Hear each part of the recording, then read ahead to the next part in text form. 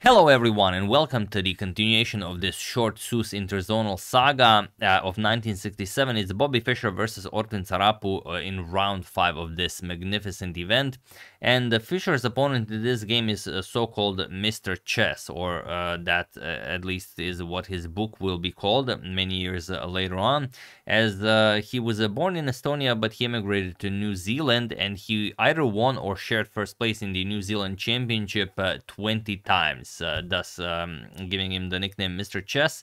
And he's a very strong player. He defeated some very strong players throughout his career, and he started on very early.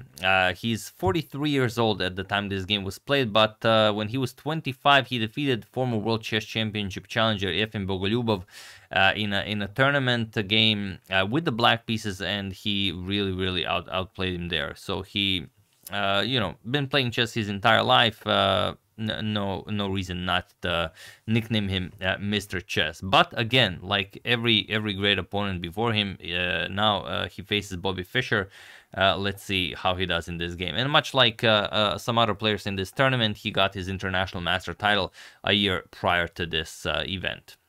So yeah, let's check it out. Also, fun fact, in the 1980s Queen's birthday honors, Sarapu was appointed a member of the Order of the British Empire for his incredible service to chess. In case you guys were wondering. But now let's return to chess. Fischer with white opens with pawn to e4, as he almost always does, except when he doesn't. And you guys know when he doesn't. It's a very special event. So pawn to e4, we have pawn to e6, again the French defense. We've seen how in that game against Myanmar Suren, Bobby Fischer went for pawn to d3. But here, and he went for the King's Indian attack against the French, but here he goes against the French head-on, pawn to d4. Pawn to d5, knight to c3, we have knight to f6, and bishop to g5. Okay. Nicely pinning the knight. This is the classical variation.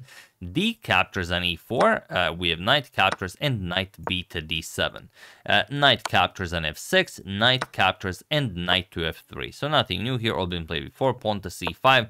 And here I'm pretty sure I've had this position like 100 times at least in my Blitz and Bullet games, and I never know what to play here. Like I mean, I usually play c3 here, which is very boring.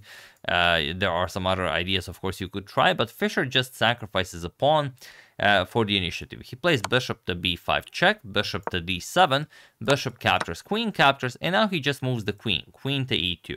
As simple as that. And it's been played by some very strong players many years after this game. For example, Tiemann played it, Peter Leko played it, Peter Svidler played it. Of course, I imagine very happy to be sharing footsteps with the great Bobby Fischer. And here, c captures on d4. Accepting the pawn, Fischer castles queenside, and now bishop to c5, defending the sacrificed pawn. Fischer plays queen to e5, attacks the bishop back to e7. You could also consider some other moves like queen to e7 to defend the bishop, also maybe rook to c8 to put more pressure on that white king. But we have bishop to e7 by Ortwin, and it is now, as of move 12, the disposition has never been repeated again, and we enter unique territory. Okay, knight captures on d4, Fischer wins the knight, and rook to c8, giving Fischer sort of a dare. Is there a good discovery with the knight? And believe it or not, there isn't. Everything can be easily defended by black, but we could show a very fine line that starts with knight to f5. So what was Ortwin's idea here after knight f5? Well, his idea was queen c6. He threatens checkmate. So let's continue. Knight captures on g7 check. What does the king do? King f8. Okay, we defend checkmate c3.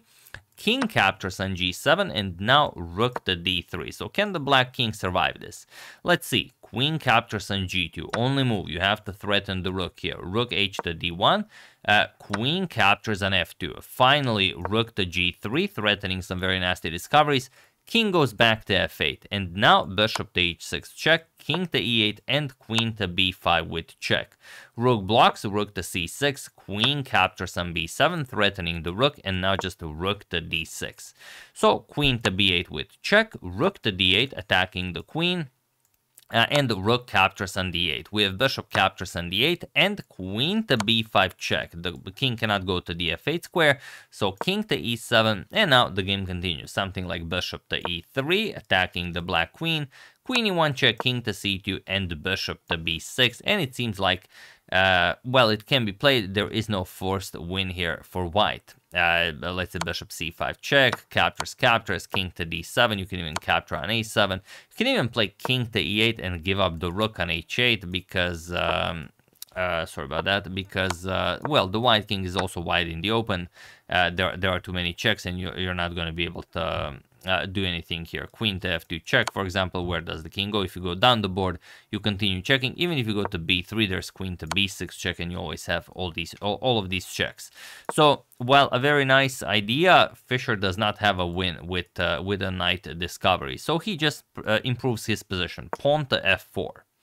And okay, what happens now? We have castles kingside, and now Fischer does play knight to f5. So what's different now? Let's see. Queen to c7. Offering a queen trade, Fischer captures the knight. Knight captures on e7 check. He avoids the queen trade. Queen captures, and now rook to d2. He knows that, of course, Ortwin will pile up on the c file. He wants to have the c2 pawn nicely defended, and he will then try to put more pressure on black's king with something like g4, and maybe you continue pushing.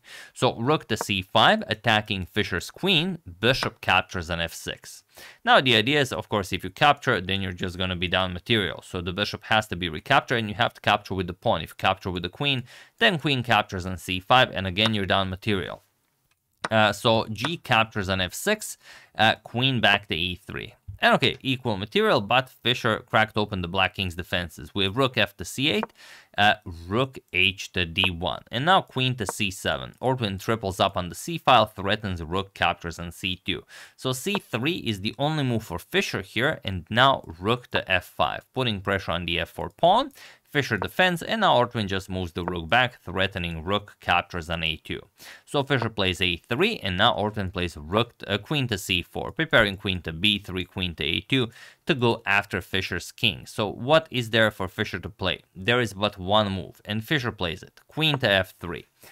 You have to put pressure on the black king, and that's the only way to do it. We have queen to b3. Queen to b3, well, you should play something like king to g7 or rook to b5. Those are your only moves that keep you in the game here. But after queen to b3, the position is lost. Fischer is completely winning here, but the problem is it's not that difficult to spot why. The idea behind queen to b3 is that if Fischer plays something weird, let's say he plays rook to e1 for some reason. Now, okay, you have some tricky rook captures on a3 stuff, b captures, and let's say rook captures on c3.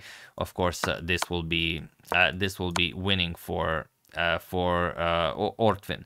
But Fischer doesn't do that. He plays queen captures on g4, king to f8, and now rook to d8 with check. And you have to capture. If you go king to e7, then this is just checkmate. So the rooks have to be traded. Rook captures with check. King to e7, and now there is only one move that wins the game for Fischer, but you guys, of course, already see it. Feel free to pause the video and win the game for Bobby while I give you a couple of seconds.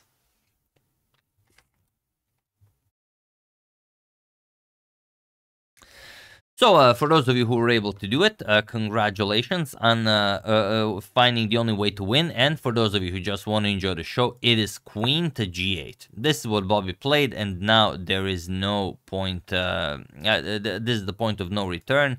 Pawn to f5 was played, even though other moves don't really help you. Pawn to d5, pawn to f5, and now rook d8 check. And he was in this position on move 29 that Ortwin Tarapu resigned the game, as there is nothing more to be done here. So Mr. Chess played well. Mr. Chess played good chess, interesting chess. He took Bobby head on, even allowed him to sacrifice a pawn, tripled up on the c file, went after Fischer's king, but one little mistake, and it's the same story all over. So here you resign, because if king to f8, queen to g5 is checkmate, that's one way to do it.